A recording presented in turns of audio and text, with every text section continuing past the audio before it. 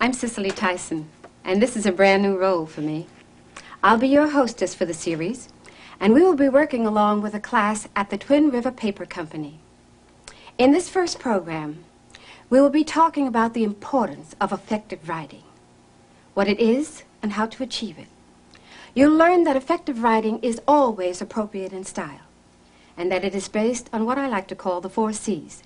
That is, it must be clear, correct, concise, and complete. 4 C's plus A for appropriate in style. And now, let's join them. You're all here to learn to write better, correct? And yet to each one of you, it means something different. To Les, a good report. Janet, memos. Bob and Ivy, a promotion. Rosalie, saving time. But if you look further, you will find that each one of these things mean pretty much the same. When you write a letter to someone, what are you actually trying to do? Janet? Tell that person something. Right. What else? Express yourself. Mm-hmm. And so, you see, it's all a matter of making things clear to the other person. It doesn't matter if it's business or government or even just a memo. What you want to do is get the information across. I was a secretary myself for a number of years. Yes, that's right. I was. So, you see, I know from experience how hard it is to learn to communicate effectively. I think that the best advice I got when I was new at it came from one of my supervisors. She watched me struggling one day. I mean, I would write a word and cross it out. Write another word and cross it out.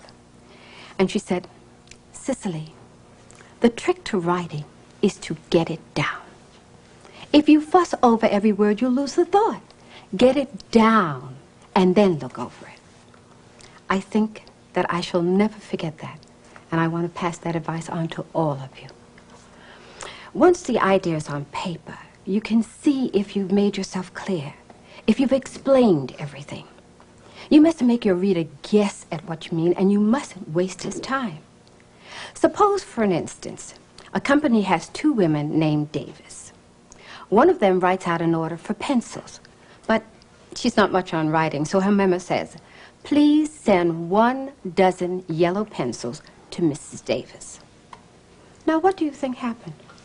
Well, the person who gets her memo might think she means pencils that write in the color yellow, but chances are she means regular number 2 lead pencils. Precisely. And what else? Or they could go to the wrong Miss Davis. So you see, even the simplest transaction can become complicated if the writing is sloppy. But when you know how to write, you make things work. Your supervisor notices, and you get ahead. And now, I'll turn it over to Sheila. Thanks, Cicely. That was a good example. And it holds true in any situation. Whether it's about office supplies or office management, effective writing must follow 5 basic points.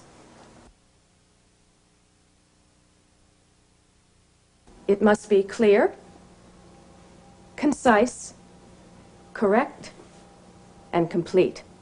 Those are the 4 C's. And finally, it must be appropriate in style. Look what happened with the pencils. Because the writing wasn't clear, the reader could have been totally confused and have sent the wrong items to the wrong person. You'll also lose your reader if your writing isn't concise. As Rosalie pointed out, time is valuable.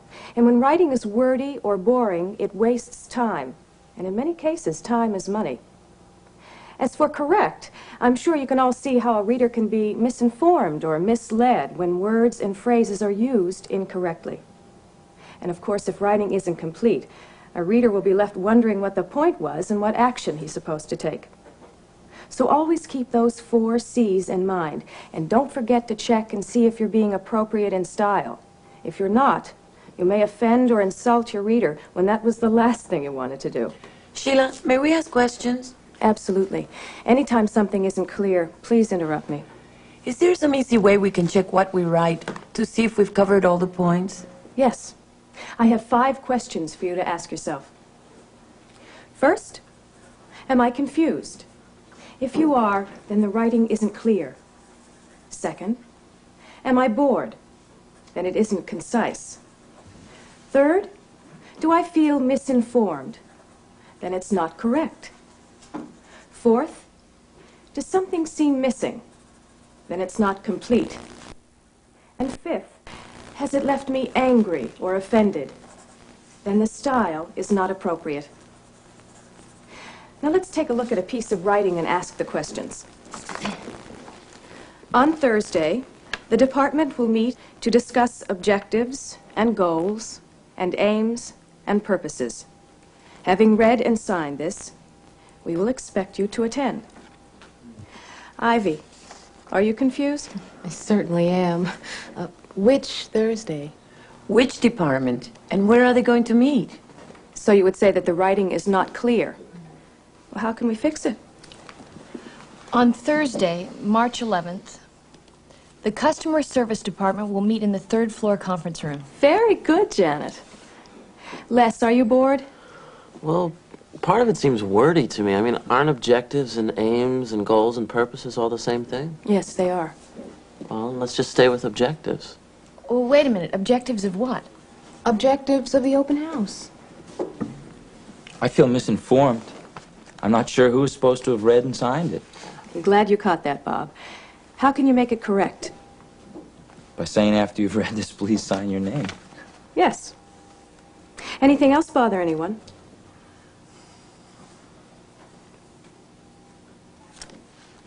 I don't think the style is appropriate. It made me angry. Suppose someone can't attend. It should have said, if you can't attend, let us know. Otherwise, we will expect you. Now tell me, does something still seem missing? Yes. It's incomplete. Who sent it? It's probably from Howard and Julia. All right. And now our memo reads, on Thursday, March 11th, the Customer Service Department will meet in the third floor conference room to discuss the objectives of the open house. After you have read this, please sign your name. If you can't attend, let us know. Otherwise, we will expect you. Howard Lyons and Julia Williams. Much better, don't you think? That's extremely good for the first lesson. And I'm extremely impressed.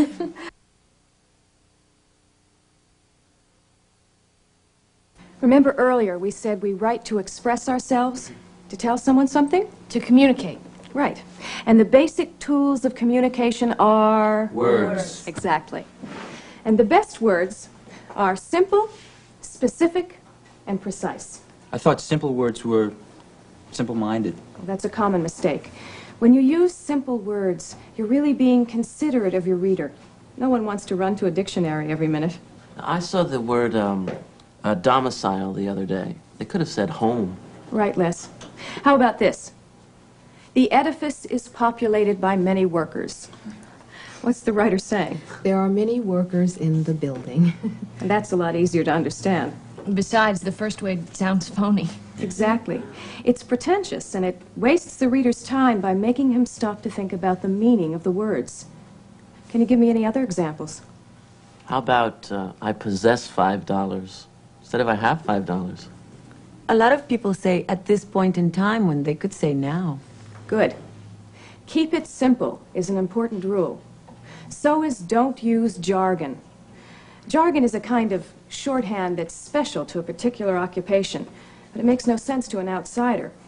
For example, accountants talk about debits and credits and cash flow, and computer programmers use terms like Input, output, printout. Right.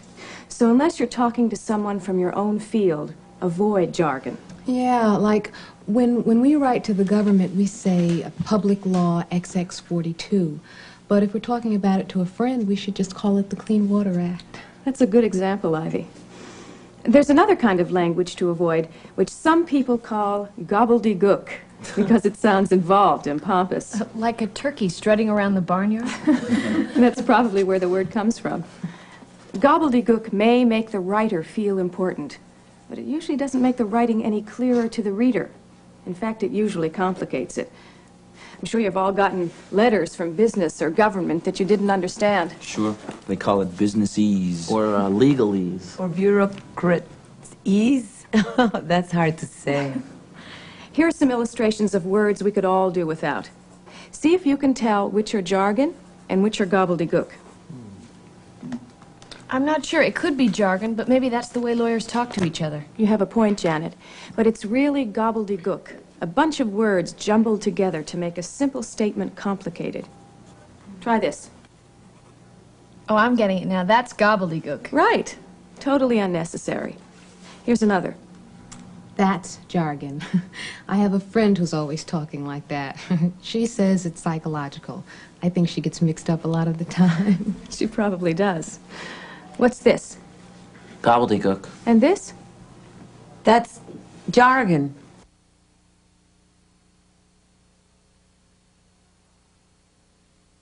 So far, you have learned to keep your words simple and to avoid jargon and gobbledygook.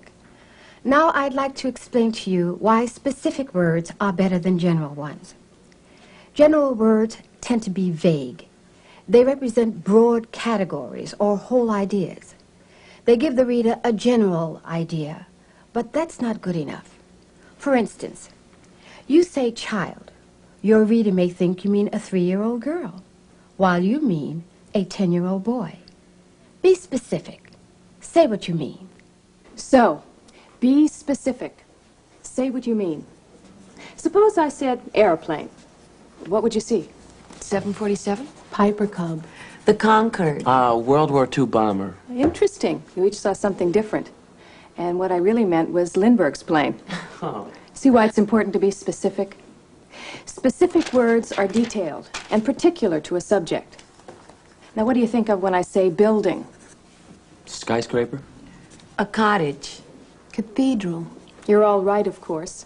But when I said building, I was thinking of a castle in Spain.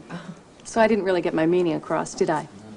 That's because I wasn't specific. And I won't communicate any better if my words aren't precise.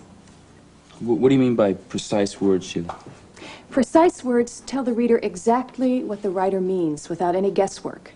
They state the exact meaning needed for the reader to understand the writer's thoughts. Imprecise words are inexact or incorrect. When a word is not precise, the reader's never sure. Suppose I wrote, "We must preserve energy." My reader wouldn't know if we should put it in a jar or in a can. Or put it in a museum. But if we say we must conserve energy, it's clear we have to save it. That's why it's important to use a dictionary to find out precisely what a word means. Also, a thesaurus. A what? It sounds like a relative of a dinosaur. I guess it does. I never thought of that before. But even though it sounds funny, a thesaurus is a good book to have. It gives synonyms and lets you find the most exact word for what you're trying to say. It's always good to have a dictionary, a thesaurus, and a handbook of proper usage.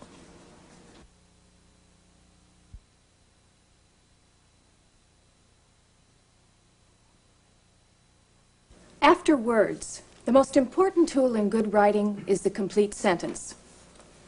Who can explain what that is? Oh, we were hoping you could do that. Alas. All right, if you insist. A complete sentence is the basic unit of writing. It carries the message to your reader. And in order to express a message, it must have two things, a subject and a verb. Oh, wait a minute, Sheila. Do we really have to review all this grammar stuff? We did that in school. Can't we just get on to writing? Unless you have the basic material at your fingertips, you'll have trouble when we get to the other aspects of writing. So even though you know some of this, take my word for it. It's worth reviewing. Look at this sentence. I have jammed the typewriter ribbon. What's the verb? Jammed. It's the action word. That's almost right, Bob. Does anyone know what Bob forgot? I can guess. If he forgot something, it must be have. The complete verb is have jammed. That's very important. You must always consider the whole verb. Verbs often have more than one part. But you were correct, Bob, when you said that the verb is the action word. Try this sentence. Were trying. It does get easier when you explain it, Sheila. Thanks, Ivy.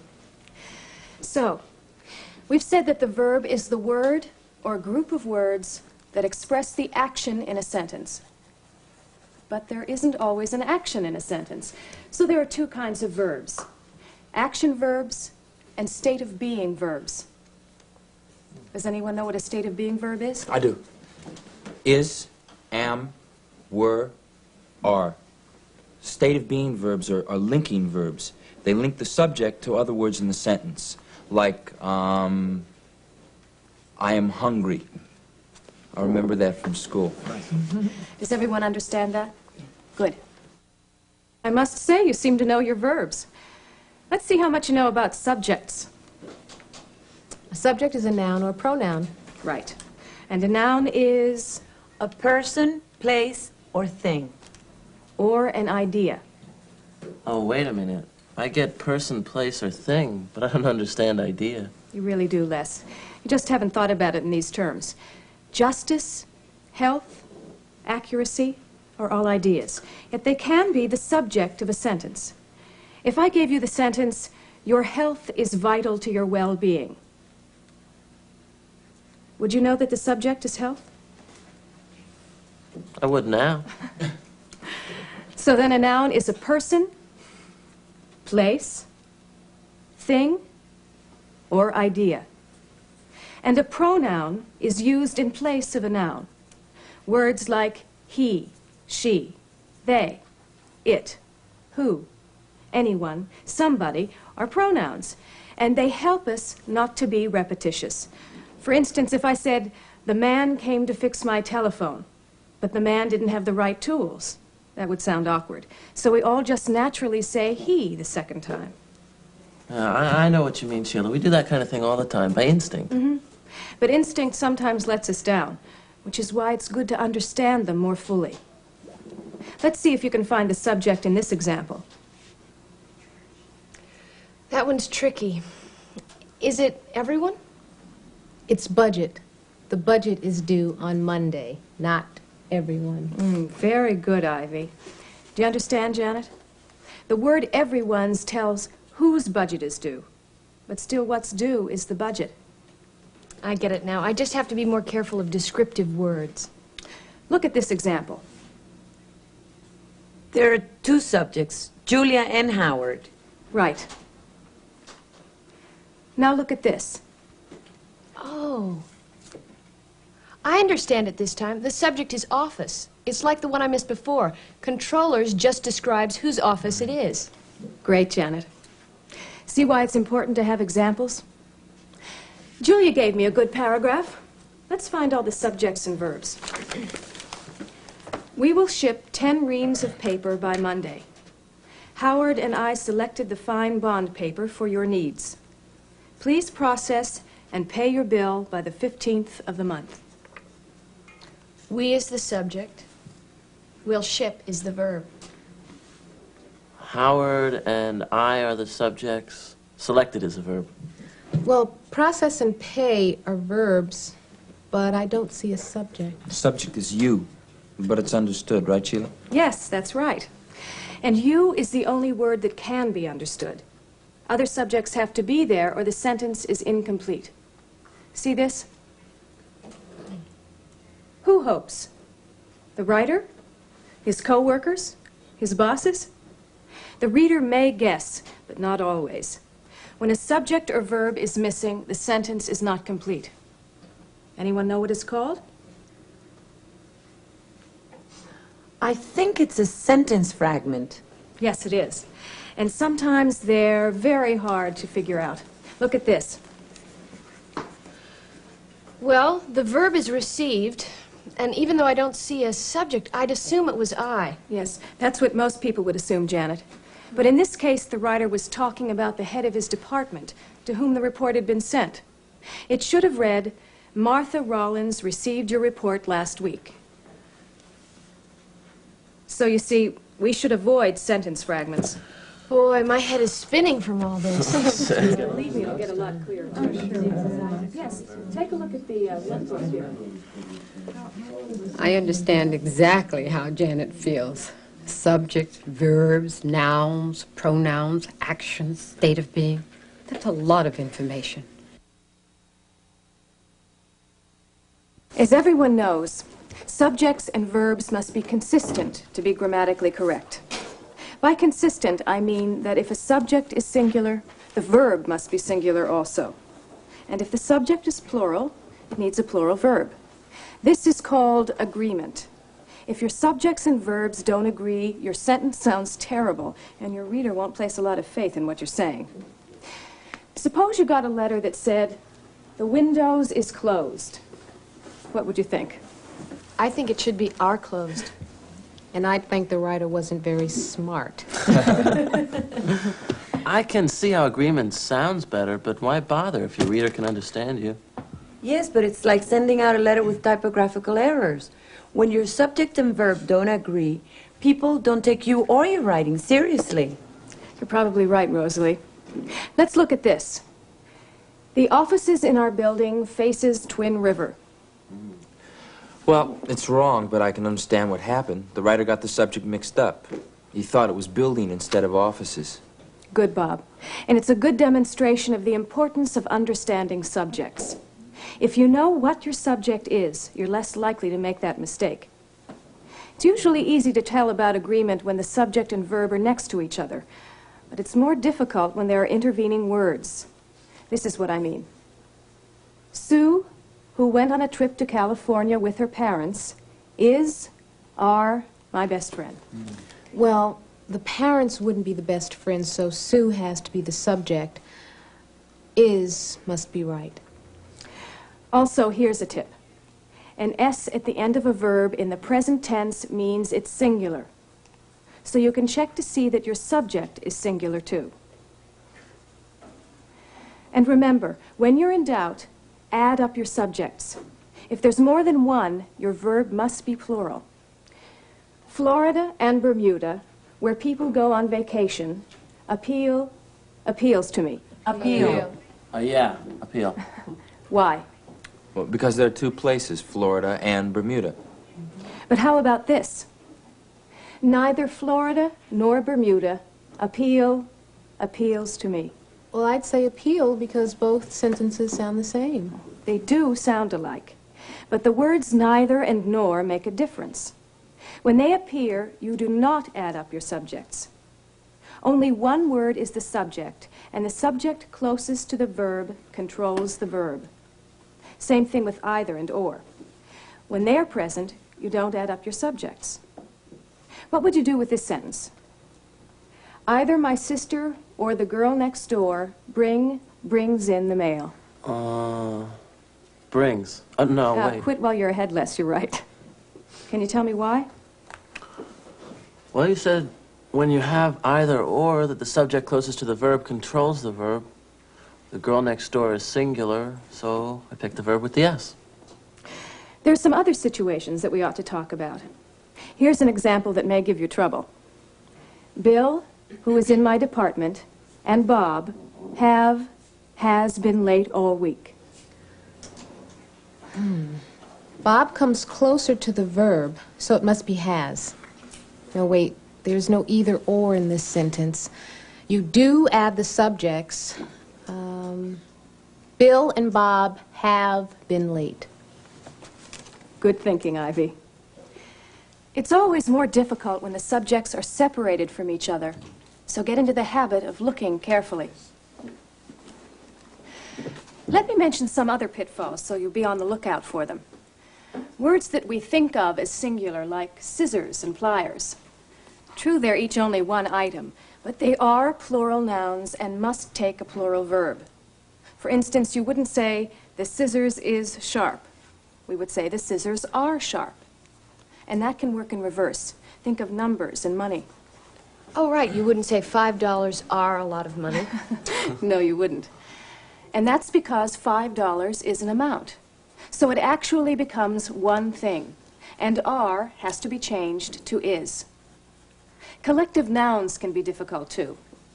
These are words that look plural, but are actually describing a unit that takes a singular verb.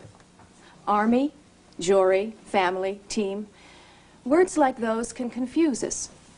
If the team wins as a body, it would be treated as a unit, and you'd use a singular verb.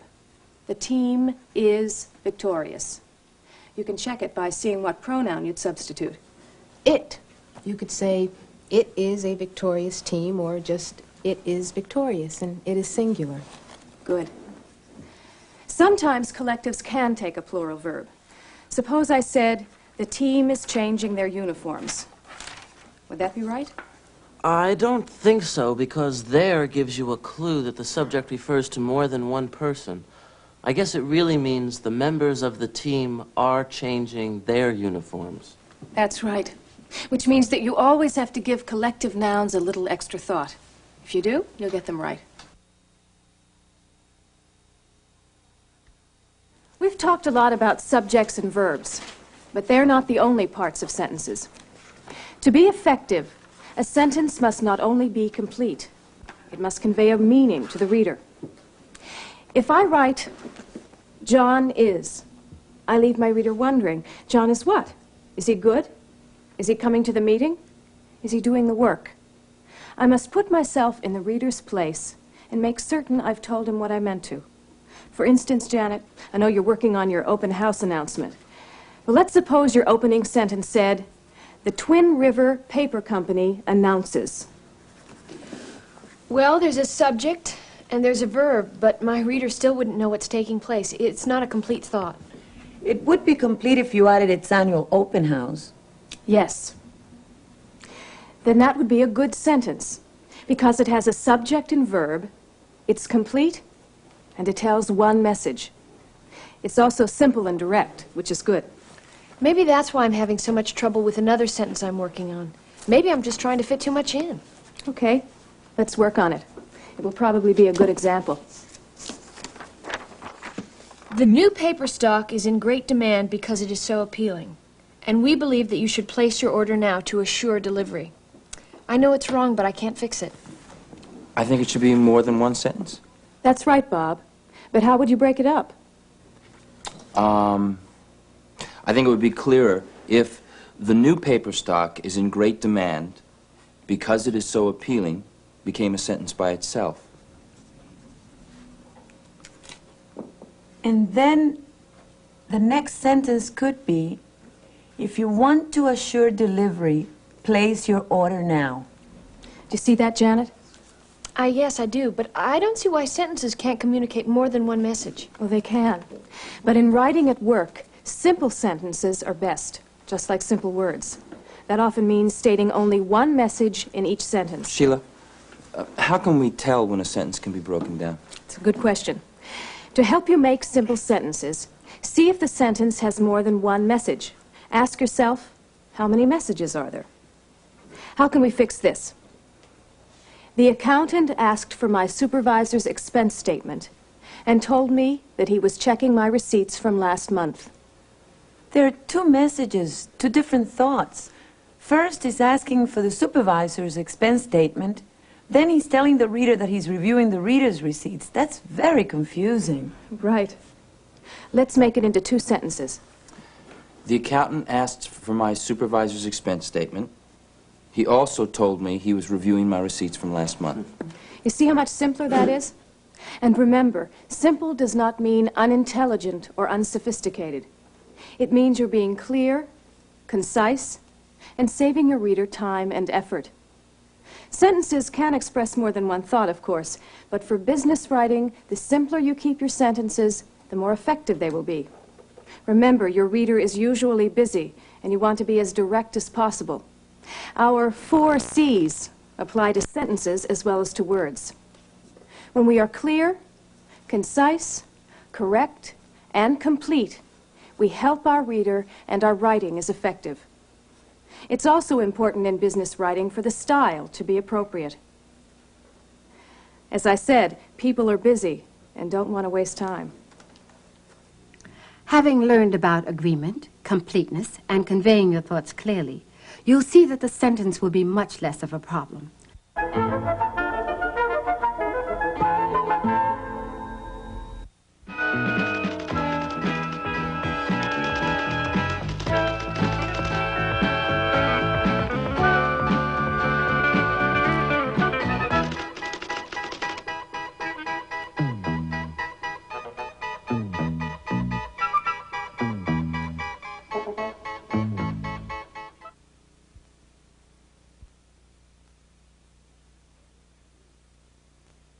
In this section of the course, you'll get a chance to use what you've learned about words and sentences.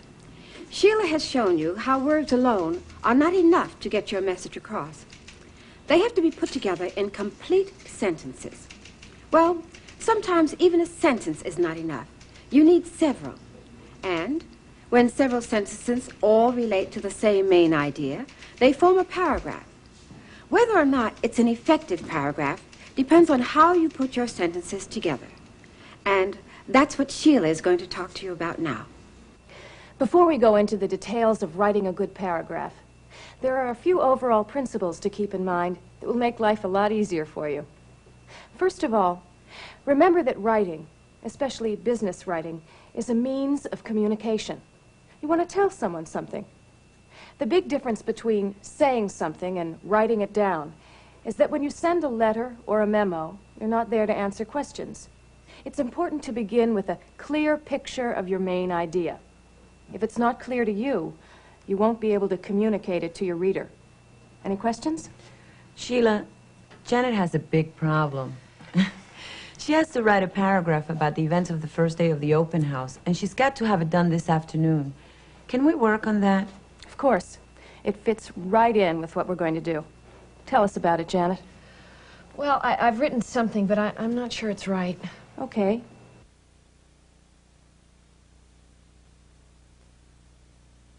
Read us your first sentence.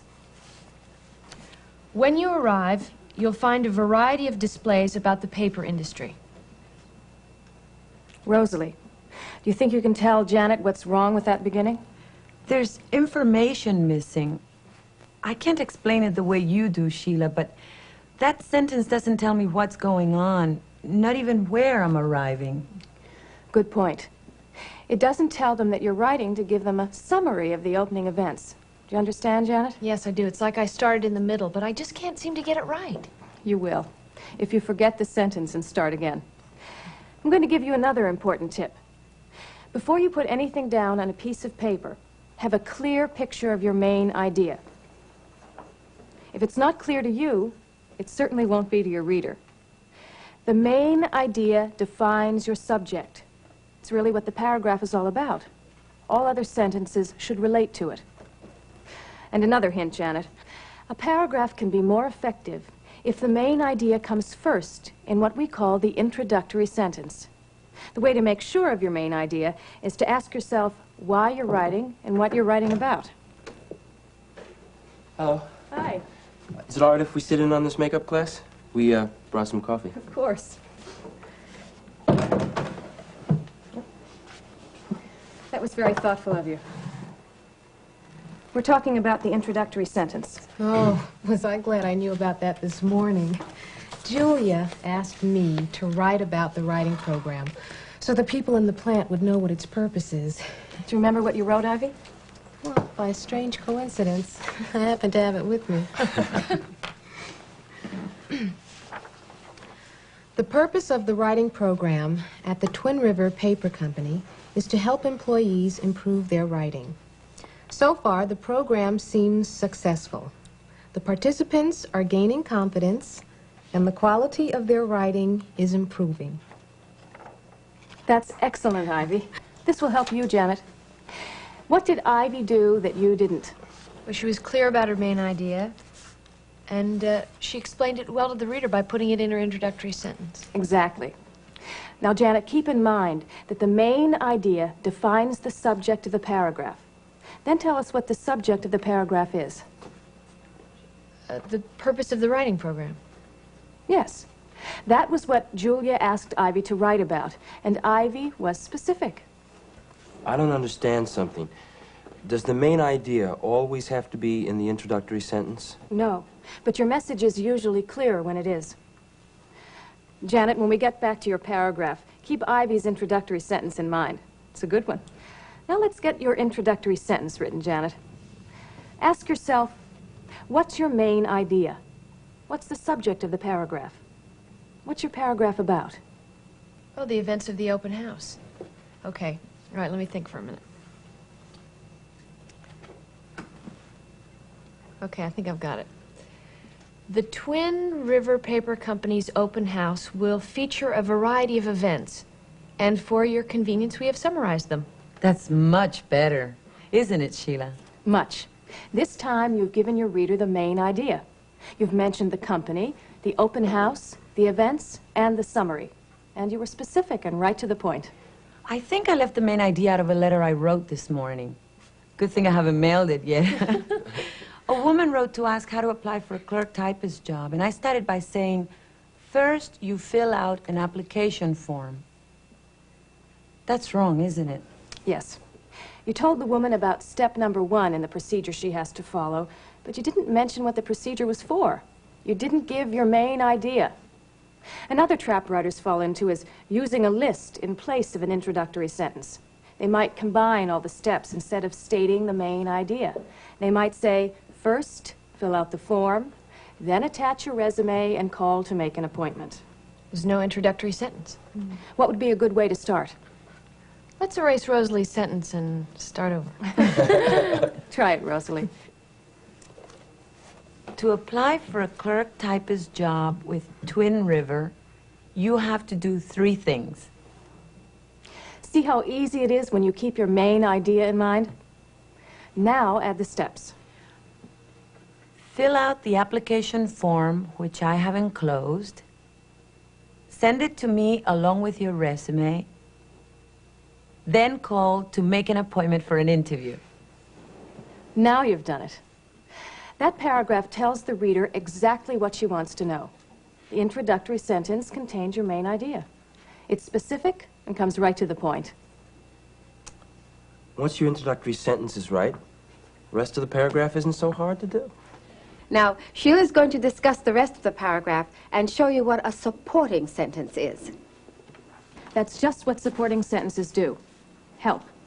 They finish the job of the introductory sentence by explaining the main idea, expanding on details, like when and where an event is going to take place or how to do something. They can also inform the reader of specific facts or let him know your reasons for talking about the main idea in the first place. Now let's see if we can attach supporting sentences to this introduction. Last year's open house boosted sales by 10%. How would you continue that, Les? 23 new customers signed up within a week of the event. Can someone tell us how that supports the main idea? It expands on what happened. And shows us the connection between the event and the customers. Now let's look at the memo that Bob and Ivy gave me yesterday. To improve safety in the labs, we are asking all visitors to wear plastic goggles. You can get them from the lab supervisor. OSHA surveys show that the wearing of goggles significantly reduces eye injuries. That's very clear. The main idea is that visitors should wear goggles in the lab. Well, then the supporting sentences explain how to get them and inform why they're necessary. Exactly. You're understanding this a lot better now, aren't you? Let's build a paragraph now and see how good you are at picking the right supporting sentences. Someone give me a main idea. Transportation to the open house. Okay. Who can put that into an introductory sentence? Oh, not me. I'm good at support. How about Janet? This is her subject. All right, I'll try. How's this? Twin River will provide transportation for visitors to the open house. Looks good to me. Then give us a supporting sentence. Company buses will be waiting at the airport. Your turn, Les. What else do you think the reader might like to know? When the buses will leave and where they'll drop people. Good. Let's hear the sentence. The buses will leave on the hour, and visitors will be dropped off at the Central Hotel, which is just 2 blocks from Twin River. Good. You see how our paragraph is providing specific information for the reader? What else could we add? The Central Hotel is very comfortable and has an excellent restaurant. That's a good sentence, Bob. It's clear, concise, correct, and complete. But does it belong in the paragraph? No, not really. It's about accommodations. Our main idea is transportation. You see that, Bob? You fell into a very common trap. Let's try to remember. One idea to a paragraph.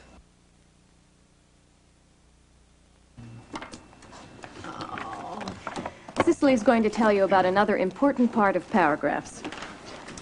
Transitions. Does anyone know what they are? I remember. Sheila mentioned them to us. Transitions are words which join sentences together in a smooth way. That's right. You don't want to jolt your reader. You want to lead him through your paragraph as easily as possible. Transitions lead the reader from one thought to the next in a logical way. Let me show you what I mean. If I write to someone,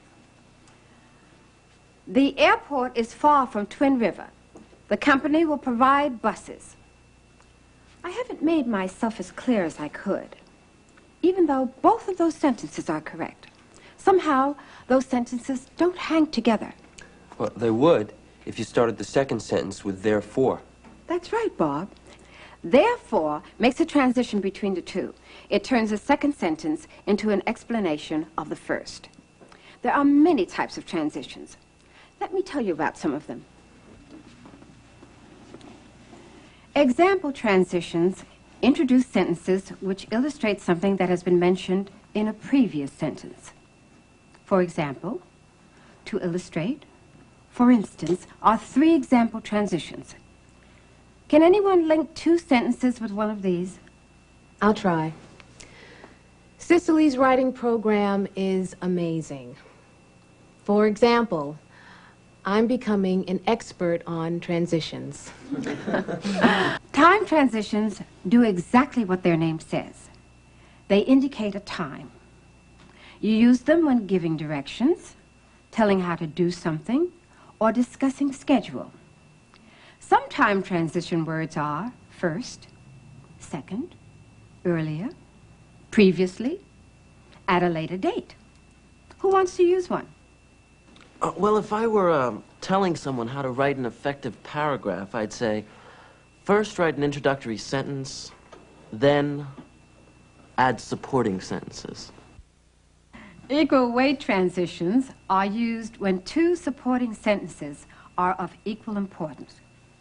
Examples of equal weight transitions are moreover, also, in addition, and besides.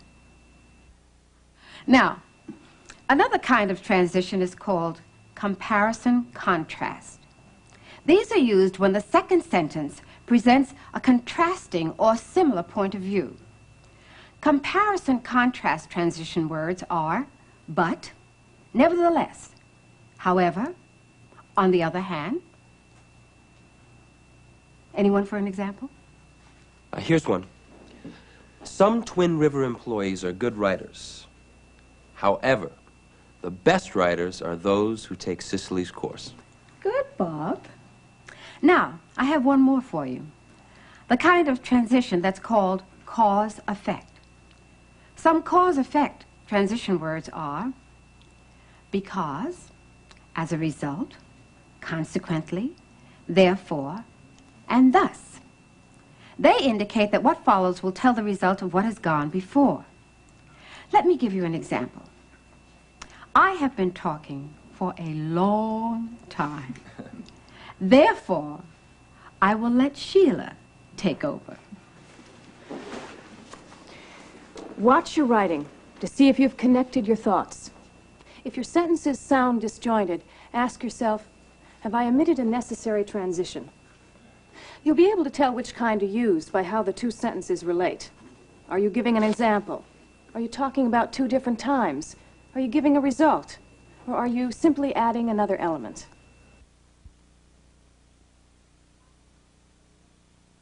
By now, you know about words and sentences and paragraphs. Today, Sheila is going to explain why you must know your purpose before you write, and how to state that purpose to your reader. Try to figure out your reader's needs, attitudes, and knowledge. What does the person know about the subject? What does he or she need to know? What do you think your reader's attitude is about you or your company? Sheila, would you mind looking at a letter I have to answer? Dear Howard, my calendar tells me it's almost time for the open house again. I've heard that the opening seminar will be on wastewater management. This is something our engineers are working on, and I'd like to know a little more about it. Can you send me some information on what the speaker will cover in the seminar? Thank you. Sincerely, Edwin Smith, Plant Manager. What does the letter tell you about Edwin Smith? Well, he's not an engineer, but as a plant manager, he feels he ought to know what his engineers are doing. So then he's conscientious but not scientific. So don't bore him with diagrams and statistics. Give him a general idea of what the Department of the Interior has to say about wastewater management. Does that help? Remember how useful it is to look at incoming letters as a way of analyzing your reader. Yes, I was telling too much. I wasn't considering my reader. It won't take me long now. Thanks, Sheila. Here's a paragraph of a letter that was sent to the credit department of a large department store. It's a good example of attitudes. Who do you think you are? How dare you send me a credit statement for a purchase I never made? Send me a new statement and a credit to my account immediately. Well, the writer is obviously angry. I'll say the person writing the response has to try to calm down the customer. Exactly. In that letter, you learned what the customer wants. And more than that, you learned how he feels. You must respond to both to make certain you cover everything. Also, you must cover all the points that the reader raises. Well, the first sentence expresses the customer's anger and frustration and calls for an apology. And the second sentence identifies the mistake and requires an explanation. And the last sentence calls for specific action. A new credit statement should be included with the letter. That is, if the customer's claim is correct. You've analyzed the reader very well. Remember to always look for clues to determine the reader's needs, attitudes, and knowledge. Rule number 1 when you write is... Consider your reader. Consider your Good. Now we come to rule number 2, which is state your purpose. Let your reader know why you're writing and what you'd like to have done about it. I'd like you to look at this chart. It's a pie, and its name is spelled out, P-I-E. Each letter stands for a different kind of purpose. P is for persuade. I is for initiate. And E is to exchange information. Pie. I like that. It makes the 3 kinds of purpose easy to remember. Persuade, initiate, and exchange. Let's look at each one. Suppose your purpose is to persuade. Then you would be trying to convince someone of something. Yes, or change the reader's attitude. How about I? Initiate? Well, that means you want someone to take action, like call or place an order, or pay a bill. And E is for exchange. Usually it's an exchange of information. You want to tell someone something or find something out. There can be many purposes for writing, but these 3, persuade, initiate, exchange, are the overall groups. Remember that even if your letter touches on all 3 purposes, only one of them should be the main one. There are ways to help you state your purpose. Ask yourselves, why am I writing to this person? What do I want my reader to do, think, or feel as a result of my writing? And once you've answered these questions, you need to put your purpose in statement form so that you can refer to it as you write your letter. Les, read that memo you showed me to the class. Memo from Les Martin to Ethel Michaels, office manager. I should like your approval of the purchase of a new self-correcting typewriter for my use. At present, my typewriter needs constant repair and is not self-correcting. Since I am responsible for typing letters to clients, I feel this request is urgent. Is Les's purpose a P, an I, or an E? I see a little of each in there, but I think his main purpose is an I. He wants to initiate action to get a new typewriter. But I may know that because that's all he's talked about for a month now. Has he ever? I'm detecting a purpose of teasing poor Les. What Les did in that memo that was very good was to state his purpose in the first sentence. He told Miss Michaels immediately that he wanted her approval. Organization involves a conscious decision to present your thoughts logically. It can be a simple process or a highly complicated one, depending on the circumstances. For us, it's always complicated. So it seems. Either way, however, organization leads to effective writing. Let's look at a simple procedure. Begin to organize your ideas or information by putting them into categories. Now, how do you think you should go about doing that? You pick categories and then see what goes into them? No. That would be doing it the hard way, Ivy. We want to make it easy. Let me start you. To categorize, get your ideas down on paper in any order. Then group the ones that are similar together. Oh, I see. And then you name each category. That's exactly it. Let's take a simple example. Suppose you're going shopping and you want to organize your trip. How would you start? By making a shopping list. Okay. Give me items and we'll write them down. Lipstick and aspirin? Chopped meat, celery, potatoes, and chocolates. 1 pound of 1-inch 6-penny finishing nails. Oh, and something I always forget, toothpaste. Razor blades, shaving cream, and a package of light bulbs. That's a pretty good list. Now let's group them into categories. How many do you see? Food, hardware. Well, the rest of them go together, but I don't know what to call them.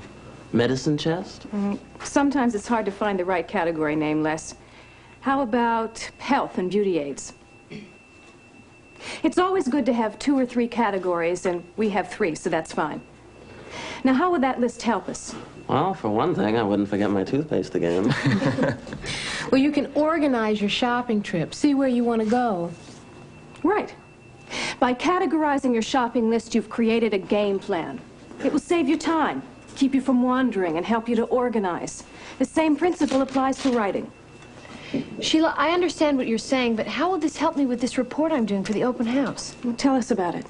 Well, I gathered the information on the presentations each of the departments will be making, and it breaks down into slideshows, films, displays, and demonstrations. Do you know the subject of each one? Yeah, I have them here. Just a minute. That's what we love about you, Janet. You're so organized. Here it is. Wastewater management and uses of paper for the home are slideshows. Trees are our friends and industrial packaging are films. Wood construction is a display and improving your home is a demonstration. Now that we have the list, does anyone have an idea for categories? Well, you said 2 or 3 categories are best. Can we combine display and demonstration? Sure, that would help. Then what would we have? You'd have 3 categories of presentation. Slideshows, films, displays and demonstration. Now that looks good. But have you considered your reader? Will those categories be the most helpful to the people coming to the open house? No, not really. I mean, they'll be interested in the subject matter. Right. Okay, Janet, this is your report. How would you categorize the subject matter? Well, industrial products could be one. Then consumer products. Oh, and conservation. Very good. Let's see where our titles fit. Trees are our friends, and wastewater management refer to conservation. Well, industrial packaging goes under industrial products. And I think wood construction, but I'm not sure. Well, Janet, you know more about this than we do. Is that right? Yes, it is. Wood construction is for professional builders. That makes the last category easy. Uses of paper for the home and improving your home go under consumer products. Did you copy that down, Janet? It will make your report a lot easier. I want to point out something. In this example, every idea fits into a category, but that doesn't always happen. Sometimes an idea just won't fit into a category, which means the writer has to do more research. Or sometimes a category will have only one item. If that happens, it may be necessary to combine 2 categories into one broad one. Any questions? Yes, I have a question about the letter that I wrote. That was step 1 in organization. Categorizing your ideas. Once you get into the habit of starting your writing that way, you'll find it goes much more smoothly. There are many methods of organization, and right now I want to discuss 2 of them, inductive and deductive. The names are fancy, but the meaning is plain. In deductive organization, the most important information comes first, and the secondary information follows. Most business writing uses deductive organization. It's easier for your readers. They can see immediately why you're writing to them. There are no surprises, and they can follow the logical progression of your thoughts and ideas. For example, you will want to place an order for our new line of stationery products immediately. These products include some of the finest bonds marketed by the industry. The entire line should sell very well in exclusive retail outlets. Oh, that's deductive because the purpose is stated in the introductory sentence, right, Sheila? Yes. The letter's being sent to say you will want to order our new line. Very clear and direct. Then the writer goes on, and the supporting sentences explain and expand the main idea. They tell why you will want to order. I can see that that's important. You want to order because they're of such fine quality, but what about the third sentence? Well, it may not be as important as the second, but it tells them that the paper is for exclusive retailers. Oh. So you see, it does fit. That's the way deductive organization is set up. The most important information first, then the next important, and so on. It gets right to the point and leads the reader through your thoughts. Sheila, is this deductive? What? Thank you. Industrial packaging is a heavyweight paper used in industry to store and preserve various products. The cereal and detergent industries are heavy users of industrial packaging. There will be a lecture on it at the open house. Why don't you tell me, Janet, what's your purpose statement? Well, I can see now it's wrong. The purpose is to tell the reader that there will be a lecture, so that should be first. Somebody change that for Janet? Yeah, I'll give it a try. At the open house, there will be a lecture on industrial packaging. This is a heavyweight paper used in industry to store and preserve various products. The cereal and detergent industries are heavy users of industrial packaging. Excellent, Bob. See the difference, Janet? Now it has the most important idea first and the others in descending order of importance. You were almost right. You told what industrial paper is before you told who uses it. It was just your purpose sentence that was out of place. Oh, excuse me. Sheila, would you mind looking at this announcement now? I think I know what's wrong, but a review won't hurt. Sure, let's look at it. We are pleased to announce Mike Hall as our new mill manager at Twin River Paper Company. Mike has a bachelor's degree in industrial arts. He lives with his wife and 2 children on Hardscrabble Road. Before he came to Twin River, he was an operations manager at the D Corporation. As mill manager, Mike will be in charge of maintenance, training, scheduling, and troubleshooting. I think the person who wrote that, Julia, didn't know how to categorize the information. He or she certainly didn't know about deductive organization. Well, I think the person was trying to rush, so in the long run, he wasted time. If we would do this deductively, what should come first? The most important information. So I think the purpose sentence is okay. It tells that he's joining the company, and that's the most important thing. So we'll leave that. Then what ought to come? As mill manager, Mike will be in charge of maintenance, training, scheduling, and troubleshooting. And then what he did before, because that's still about his career. Before he came to Twin River, he was operations manager at the D Corporation. Now his education. Mike has a bachelor's degree in industrial arts. And last, the personal facts. He lives with his wife and 2 children on Hardscrabble Road. That's good deductive organization. First the purpose, then his job description, which is second in importance. Then his prior experience, his education, and his personal background. Well, I appreciate your taking the time. I'd better go and type this now before I forget the sentence order. See you all. See you later, Julia. Remember at the beginning I mentioned inductive organization? That must be the opposite. Yes, it is. In inductive organization, the purpose sentence comes last. Everything else builds up to it. Inductive organization should be used only in very special cases. And this is one of them, a no letter. We have reviewed your application very carefully. With your excellent educational background, you will surely be successful in pursuing your career. Unfortunately, however, we have no openings for someone with your experience right now. As you can see, this rejects a job applicant. But the purpose sentence, the one that says that there are no openings at present, doesn't come until the end. Anyone tell me why? Maybe the person who wrote the letter had a hard time saying no. I always do. I wish you were the personnel director. I'd ask you for a raise every week. It's a good try, Rosalie. But I'm sure the person who wrote that knew how to say no. I think it was a question of considering the reader. If the purpose sentence came at the beginning, the applicant might stop reading. The applicant should know that you considered his application before getting the message that there's no job. I see. Then you have to be careful about not sounding insincere or as if you're stalling to avoid the bad news. Yes, that's important. And it's why you must choose your words carefully. Now, how about some other examples of a no letter where you would use the inductive form of organization? If you're canceling an order. Closing an account with a supplier. Refusing a request. Those are all good examples. Inductive organization is a good way of approaching a negative decision or an emotional issue. It allows your reader to see your rationale and learn what your reasoning was, even though the decision may be upsetting. I want to remind you that deductive organization is usually the right choice for business writing. Save your inductive organization for those sensitive times when you have to disappoint someone.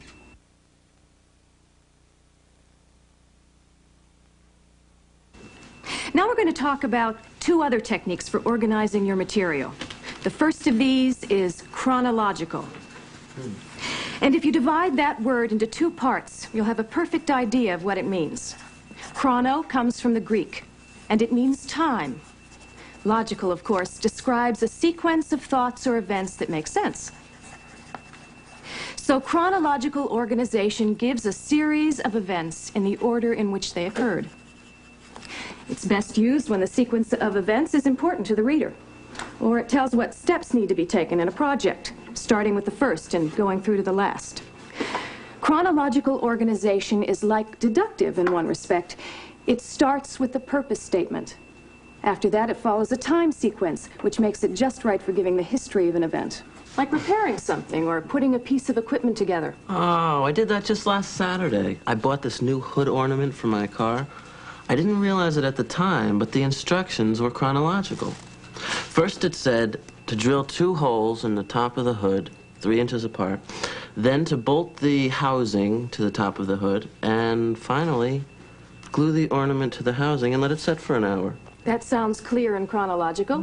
How's your ornament look? Oh, invisible. The first time I hit a bump, it fell off. Your example was good, even if your results weren't. The steps followed in order from beginning to end. Does anyone have examples in writing? Sheila, I know we're always using my examples, but would you mind one more time? I'm writing about the events of the open house, and I know I'm not doing it right. We'll be glad to help you. Do you know all the events that you have to include? Have you taken all the steps in order? Well, I found out everything I have to include. It's putting them in order that's giving me trouble. Well, I hope you were careful to include all of the times or steps the reader might want to know, and to use time transitions to guide your reader from one step to the next. Sheila, I know we went over time transitions before, but could you just mention a few of them now? Sure. First, next, then, before, after. These are all words that place things for the reader and tell what happened when. Janet, can we use the memo you're writing to illustrate these points? Sure. Many films and slides will be presented throughout the day at the open house. At 8 a.m., we'll run a film entitled Trees Are Our Friends.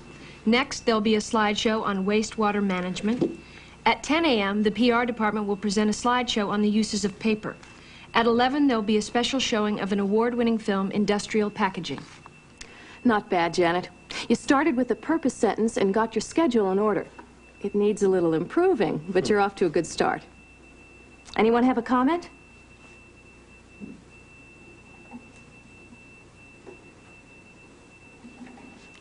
Well, what about next? Seems okay. It's a time transition. Well, that's true. But wouldn't it be better to be specific? People who want to see the slideshow don't know when next is. You're right. I should have said at 9 a.m. I think I see something else. The last sentence needs a transition. If it said, finally, at 11, The paragraph would be much smoother. Very nice. And now, to make a transition, we're going to look at two-part organization, pro and con. Very useful for presenting two sides of an issue and letting your reader know you've thought your argument through. It helps you to defend your point of view. I have a jumble of notes here about whether or not the open house should be extended to 3 days. I have to draft a memo from Mr. Lyons to Mr. Jenkins. All right. Let's see if we can sort them out for you. Our department managers requested more presentation time than we can accommodate in a day. 3 days will cost much more than 1 day. But our client response has been much higher than last year. And 3 days would generate more goodwill. Only it would mean taking our people away from their regular work 3 times as long. What a difference. Now that it's organized, it makes sense. It will also be easier for you to work with. Let me give you some tips.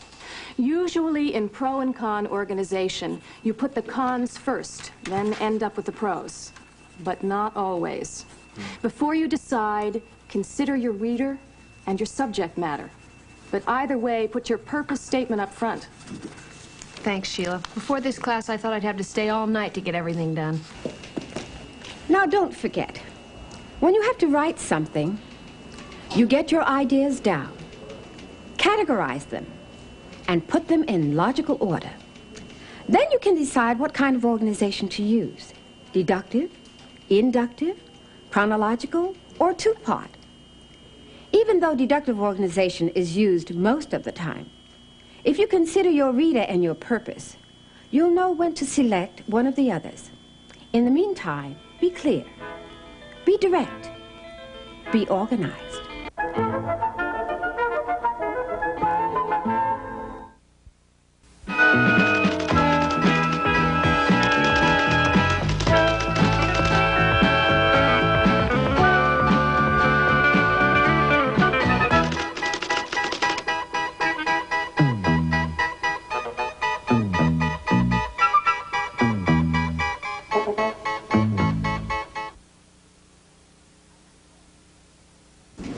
As important as business letters are, very few people know how to write an effective one. That's a shame, because a business letter represents not just the writer, but the employer and the entire organization. A good letter contains 3 parts: an introduction, a body, and a conclusion. The body, of course, is the most important, so I'd like you to think of it as a picture in a frame. The main part contains the heart of your message and gives the full details of what you have to say. But there's a big difference between a bare picture and one in a frame. The frame sets it off and completes it, and that's what our introduction and conclusion do. The introduction tells what you're writing about and why you're writing. The conclusion summarizes your main idea, asks your reader for action where it's necessary, and ends on a positive note. Any questions? How do you tell where one part ends and the other one begins? Oh, good question, Bob. To write an effective letter, you have to use all the tools you've acquired in the class: words, sentences, paragraphs, organization. And you have to analyze your reader and be appropriate in style. Oh, that's great, Les. Sheila, is there any rule for how long it should be? Not really. It can be a sentence or it can be a paragraph, depending on what's needed. But it must present your purpose, state the main idea in an introductory sentence, establish an appropriate style, and catch your reader's interest. It's a lot. Not if you remember something I once mentioned briefly. Pretend that person just walked into your office. What would you do? Greet him politely. That's setting an appropriate style. I'd get to the point right away, especially if I had a lot of work to finish. That means you'd establish the purpose. See how natural it is? And that's how you should keep your language. Natural. You're more apt to catch your reader's interest that way. Now let's practice by helping Janet with that letter she has to write. Tell us about it, Janet. Well, I have to invite some local government officials to the open house, but as if the invitation came from Mr. Lyons. All right. Let's begin by writing an introduction that does the 4 necessary things. Les, check your notes and tell us what they are. Present your purpose, state the main idea in an introductory sentence, establish an appropriate style, and catch the reader's interest. Now, how do we define our purpose? Rosalie? We have to ask ourselves What we want the reader to know, think, do, or feel as a result of our writing. I have notes too. Who remembers our pie? I do. P for persuade, I for initiate action, E for exchange information.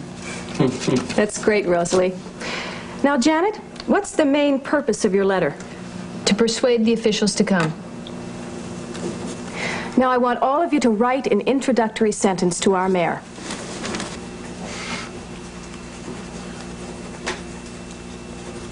Who's ready? Les, you start. Okay, Dear Mayor Hodges, about the open house... Who can tell Les what's wrong with that beginning? Well, I don't know the exact rule, but it sounded too abrupt to me. I mean, no one was talking about the open house. It just didn't seem appropriate. You've got it, Ivy. It's like beginning in the middle. Let's hear yours. Dear Mayor Hodges, in regard to the Twin River open house... You've gone to the other extreme, Ivy. Would you talk to the mayor that way? You're writing businessese. Remember when we talked about jargon and gobbledygook? Well, there's another category of words to avoid. Clichés. Clichés are words and phrases that were once useful. Now they sound stale and unoriginal. Using them is apt to make your readers think that you are as stale and unoriginal as the clichés you use. It's best to avoid them. Can anyone give me some examples of clichés? Few and far between. The bottom line? Yes, those are both good examples. Anyone else? High and dry. Leave no stone unturned. But sometimes those phrases are the best way to say something, aren't they? Yes, but only once in a blue moon. I want to stress language again before we go on. Business writing is notorious for its jargon and gobbledygook. Don't fall into the trap. Keep your language simple. Ask yourself if you would say things the way you've written them. Look at this introductory paragraph. Acknowledging yours of the 15th inst, I can only tender my apologies for the delay in your order. You may think it's a joke, but all too many people write that way. I certainly hope they don't talk that way. Eliminate all that gobbledygook. Why didn't the writer of that letter simply say, I'm sorry for the delay on your order? It sounds more sincere, and it's certainly more direct. Now look at this one. No person or persons using the tennis courts shall do so without first having entered his or her name upon the reservation sheets posted at the entrance to the courts. That's the sign outside the country club down the road. Yeah. And what it boils down to is sign up at the gate before using the tennis courts. It sure saves time. And the reader can understand it. Yes, which is what effective writing is all about. Speaking of effective writing, can we go back to my invitation to the open house? Sure. I know you need it today. Tell us what you wrote. Dear Mayor Hodges, I would personally like to invite you to the Twin River Paper Company's open house. It's getting closer, but it's still not correct. Remember, your purpose is to persuade. Unless Howard is a close friend of the mayor, I don't think that would be very persuasive. This is a good time to stop and consider the reader. What might be important? He's a busy man. Aha. So in order to persuade him to come to the open house, you have to suggest that it will have some meaning for him. You want it to catch his interest and prepare him for the body of the letter, which will tell him why the open house will be of interest to him. All right then, how about this? Dear Mayor Hodges, I know you are a busy man, but I should like to urge you not to miss the Twin River Paper Company's open house. See what that does?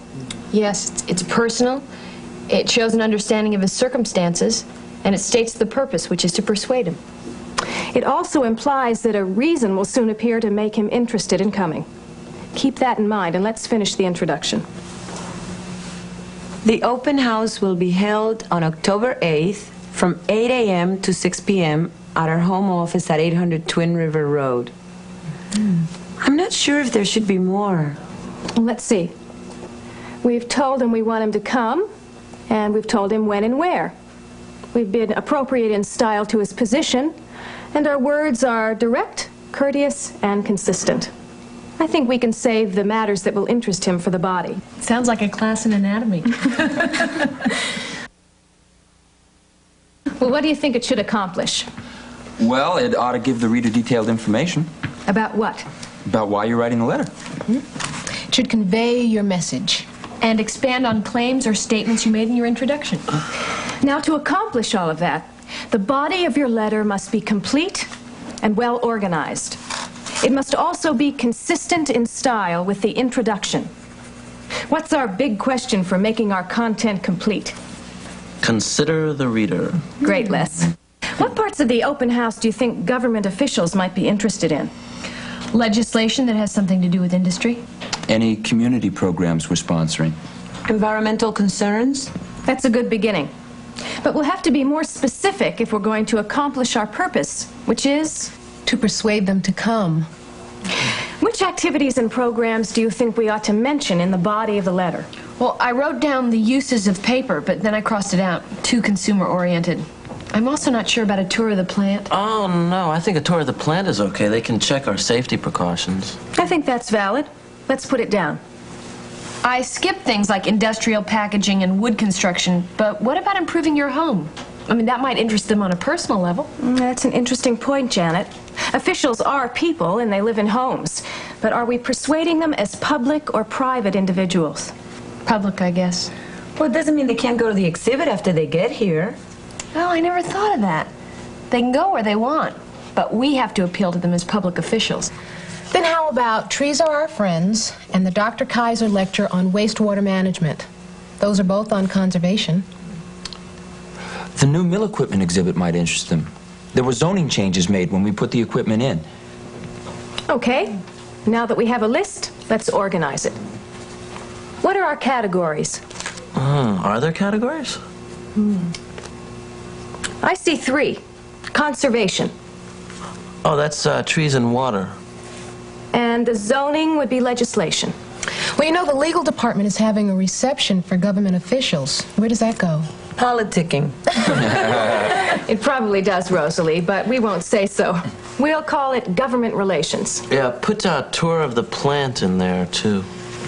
Now, how can we organize the body of the letter? Chronologically? Not really, Bob. They'll be picking and choosing what they want to do. They won't be following a schedule. Well, I know it can't be inductive or 2 parts since there's nothing emotional or controversial. So it must be deductive. Which means that the purpose statement comes first. What's the purpose of the body? To convince them they'll be interested. So let's begin by telling them that, and then giving them the items of interest in descending order of importance. I think we should put wastewater management first, especially since the speaker's from the Department of the Interior. Our reader would be very interested in that. Then trees, well, because that's still conservation. Go on. New mill equipment, that's legislation. The officials would think that's important. That only leaves 2. Janet, I see you writing furiously. Let's hear it. Our open house will feature exhibits and presentations on a variety of subjects of special interest to you. The subjects include presentations on wastewater management and other environmental issues. Stop for a minute. Let's discuss what you have so far. It's a good first draft, but since you have to give it to Howard today, let's correct it now. It could be shorter and more specific. Why don't we take out a variety of? You don't really need it. Now give your specifics. Dr. Leonard Kaiser of the Department of the Interior will hold a seminar on wastewater management. Before she tells about Dr. Kaiser, Sheila, shouldn't you mention that the subjects are conservation, legislation, and government relations? That sounds to me like something my son Ricky learned in his course about expanding on your statement of purpose. Make that into a statement, Rosalie. These subjects include conservation, legislation, and government relations. Does that sound good to you, Janet? Yes. Should I go on? The visitors will be able to tour the facilities and meet our staff. You will see our new products and the latest mill equipment. Just one or two small things. Does anyone see them? Shouldn't the visitors be you? Yes, it would be more personal. Something bothers me about the end. That last sentence seems, I don't know, tacked on. What does it need, Ivy? A transition. Something like in addition or moreover.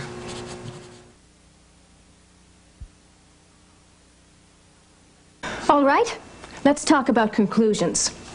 To go back to our frame, don't forget that the conclusion, as well as your introduction, sets off the body of your letter. Tells the reader that you're finished, that you've said what you wanted to say. Janet wrote her conclusion, but she hasn't shown it to us yet. I hope you will attend the open house. We look forward to meeting you and sharing information that should benefit the entire community. Please return the enclosed card or call 555-2323. I couldn't have done it better myself. You did just what was necessary. You were cordial and polite. You mentioned the community. And most important, you made a call to action. You told your reader clearly what you wanted him to do. It follows the 4 C's plus that we learned a few lessons ago.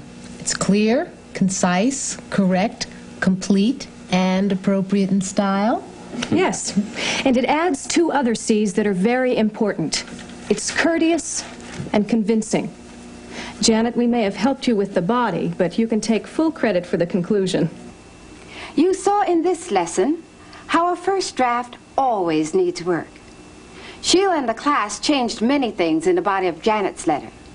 You won't have them to help you, so you'll have to get into the habit of doing it yourself.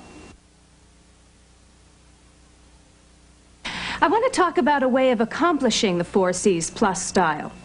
It has to do with active versus passive sentences, and it will make a big difference in the effectiveness of your writing. Does anyone know about active and passive? Okay, then I'll explain. The difference between an active sentence and a passive one is the same as the difference between an active and a passive person. One does things. The other has things done to him or her. In writing, active sentences are always preferable. They save the reader time and they make the writing more interesting, more active, and more alive. Look at these examples. The baby was hit by the bully.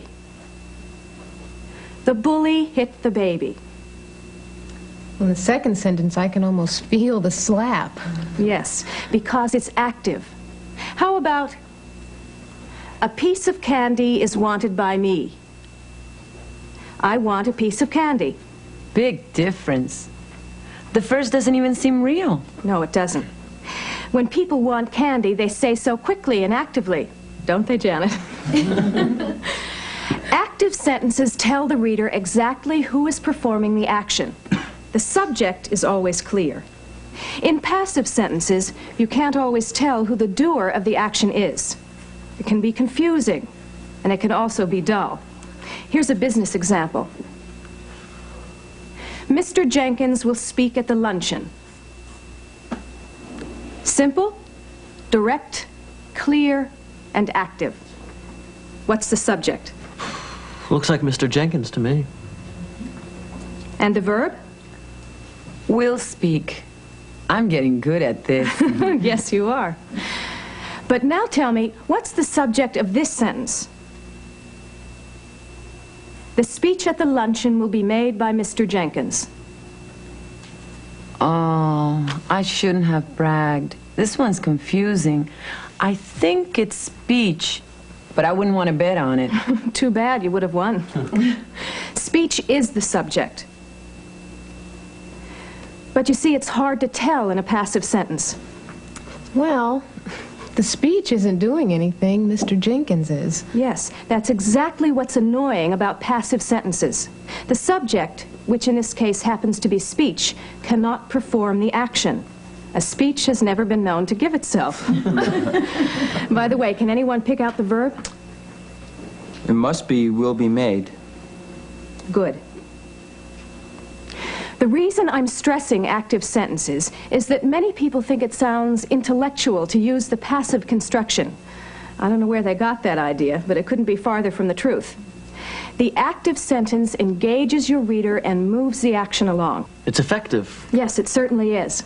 And that's what we want our writing to be, effective. Let me give you some other examples, so you'll know what to look for when you edit your own work. Twin River delivers its paper orders on time. Passive or active? Active. Now you're all getting good at it. How can you tell so quickly? Well, the subject is Twin River, and Twin River is performing the action. Which is?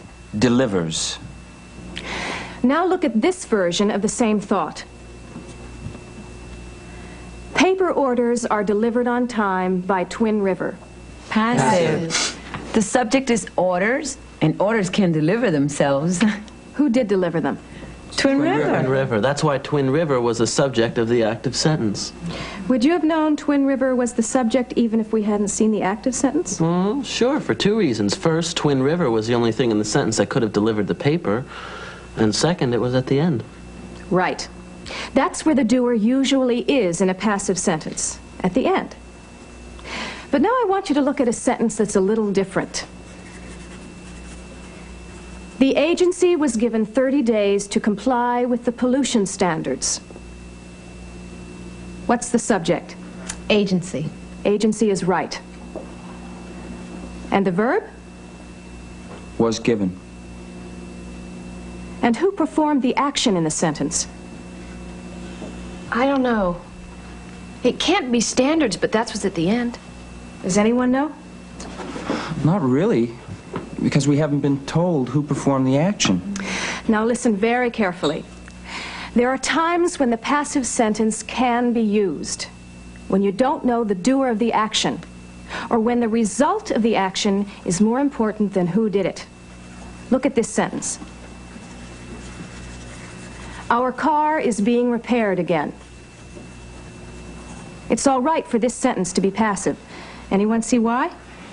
It seems to me that the speaker or writer is upset because the car is out of commission again. That's the main point of the sentence. It doesn't really matter who's repairing it. Right. What we're going to look at now is editing out things in your writing that aren't necessary. Jargon, redundant phrases, sentences that don't relate to your main idea or purpose in writing. When you learn how to do that, you'll end up with a piece of writing that measures up to the 4 C's plus. Does anyone know what redundant means? I think it means too much, unnecessary. That's right, Bob. And when it's applied to writing, it usually means wordy. Which one of our 4 C's does that violate? Concise. And since we want to be concise, because it's more effective, we don't want to clutter our writing with unnecessary words. So we look for them when we edit, and we cut them out. Here's a letter Janet brought for us to edit. Oh, it's a first draft. It's very rough, and, well, I didn't even have a chance to look at it before I came to class. Oh, don't apologize, Janet. All writers aren't happy with their first drafts. Besides, we're glad for the example. Dear Mel, I want to thank you for your contribution to the open house. In the last analysis, the lumber you supplied saved us considerable expense. But first and foremost, I am grateful for the booths your group assembled. So let me again repeat how I appreciate all your difficult efforts. That isn't at all bad for a first draft. It's a good letter, Janet. I wouldn't change anything. Look again, Les. It is a good letter, but there are words that could come out. Can anyone spot them? Well, the first sentence sounds fine. It does, but look at the next one. I'm not sure what in the last analysis means. Are you, Janet? Not really. I just thought it sounded important. Pay attention to what Janet just said, everybody. That's the trap. It sounded important. It's not important unless it means something. So let's take it out. I'm not sure, but I'm going to take a chance. I think first and foremost could be replaced by something that means more. Yes, it could. What would you suggest? Why not just say first instead of first and foremost? It's shorter and it's not redundant. How does that sound to you, Janet? Better. But now that I hear it, I realize I didn't mean first. I'd like to change that to I'm even more grateful. I'm beginning to see things I didn't notice before. Like, I don't need again in the next sentence. Again, repeat is redundant. I don't think you need difficult either. Effort is enough. Difficult effort is too much. Read the letter now, Janet. I want to thank you for your contribution to the open house. The lumber you supplied saved us considerable expense. But I am even more grateful for the booths your group assembled. So let me repeat how much I appreciate your efforts. I think Howard will be very pleased to sign that letter. Here's another letter to edit. Dear Mr. Shemley, we are at the present time considering the application which you filled out for a zoning permit to build homes on the land in close proximity to the industrial park. In a majority of instances, we would approve such a request without a hearing. But in view of the fact that you are a new developer in this state, such a hearing is required. Sincerely, James Hartley. That's worse than mine. A lot of words can come out. Such as? Well, at the present time. He could have said now. Does he even need now? Isn't it apparent? Actually, it is. The application which you filled out could be simplified to your application. In close proximity sounds like gobbledygook to me. Couldn't it be near? I feel the same way about in a majority of instances. He could have said we usually. There's one more. In view of the fact that. That's a lot of words. Couldn't he have just said, but since? You did a great job. And don't you think the letter is much better this way? It's shorter, simpler, more concise, and easier to understand. We are considering your application for a zoning permit to build homes on the land near the industrial park. We would usually approve such a request without a hearing. But since you are a new developer in this state, such a hearing is required. Much shorter. We could even eliminate the last such. Will we ever be able to write a first draft that doesn't need that much editing? No matter how often or how well you write, you'll always have to edit. So far, we've concentrated on words that aren't necessary and phrases that can be shortened or completely discarded from sentences. Now we're going to look at whole sentences that don't belong. Goes back to what we learned when we studied the paragraph. Oh, I remember. All the sentences in a paragraph must support the main idea, the one that's given in the introductory sentence. So when we edit a paragraph, we better remember our main idea. Right. Then as we read each sentence, we can eliminate the ones that don't apply. Let's try it out on this. Suppose I wrote you a letter and it had this paragraph in it. My Aunt Alice came to dinner and I burned the roast. The radio was playing. I was humiliated. What would you say? What did the radio have to do with it? I'd have to answer nothing. So why is it there? Because I didn't edit my writing. I didn't ask myself, do all these sentences relate to the main idea? Now keep that in mind and look at this. Dear Mr. Graham, we are sorry you received a damaged order.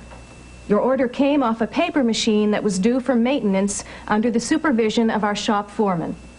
The crew has been together for years, and it is always on the alert for marks that can spoil our product. We will send you a replacement this afternoon. Sincerely, Don Franklin. What's the main idea here? That the writer is sorry Mr. Graham got a damaged order. The next sentence doesn't belong in that letter. Mr. Graham might be even more annoyed if he knew about machines needing maintenance. That's true. I never thought of that. Even if it didn't annoy him, it certainly isn't of any concern to him. What about the third sentence? It's even worse than the one before. The history of the crew has nothing to do with the main idea. The letter should simply read, we are sorry you received a damaged order. We will send you a replacement this afternoon. Yeah, that letter was easy to do, Sheila, because it was very extreme, but sometimes it's not so easy to tell what should stay in and what should go. You're right, Les. And once you do make a decision, you'll find that everything isn't as easy to correct as that last letter was. I'm going to give you some overall guidelines for checking your writing. When you sit down to edit, what are you doing? Finding mistakes. That's what editing is about, finding mistakes. And there's a proper way to go about looking for them. When you sit down with your writing, go over it 3 times. Once for content, once for organization, and once for mechanics. Check, double check, triple check. Let's talk about content first. After you've checked that the content fulfills the reader's needs, attitudes, and knowledge, and your purpose, go over your organization. Make sure it's appropriate to your reader and purpose. What are the 4 types of organization that we've learned? Deductive, purpose statement first, then supporting sentences in descending order of importance. Inductive, purpose statement last. Chronological, in order of time. 2-part, where you give the pros and cons of an issue. Very good.